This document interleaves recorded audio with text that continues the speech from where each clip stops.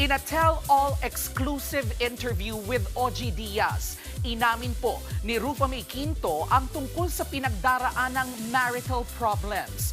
Pero taliwas sa online rant ng kanyang asawa, hindi pa raw na ipafile ang kanilang divorce. Narito po ang aking report.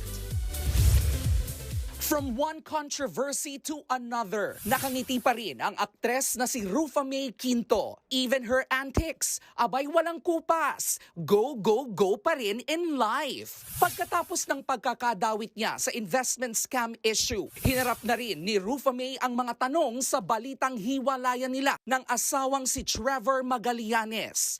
Sa exclusive interview ni Mama OG Diaz kay Peachy sa kanyang OG Diaz YouTube channel, inamin niya ang marital issues nila ni Trevor. Sabi ko, sige, we're going through something, di ba?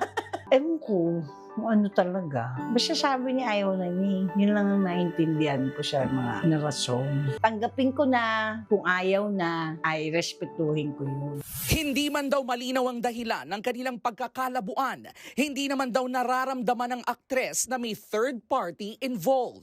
Isa sa mga iniisip niya na posibleng dahilan ay ang madalas niyang pag-uwi ng Pilipinas dahil sa kanyang showbiz commitments. At sa tanong kung bakit ngayon lang siya nagsalita tungkol sa issue sa kabila ng mga posts ni Trevor online against her, Siguro dahil sa pagmamahal ko sa kanila, natutunan ko ng manahimik. Tsaka sobrang siguro masakit. Wala akong pinagsisihan. It's still the best, you know. May mga bagay lang talaga na hindi perfect.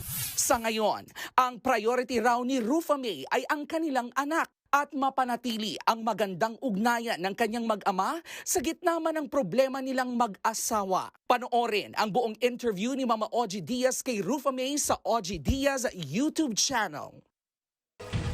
Mga kapatid, ito po ang inyong K-Alaman Queen, Kalad Karen. Always remember na ang K-Alaman ay K-Yamanan. Kaya para sa latest showbiz news at dagdag impormasyon, mag-follow at mag-subscribe sa social media pages ng News 5. Okay?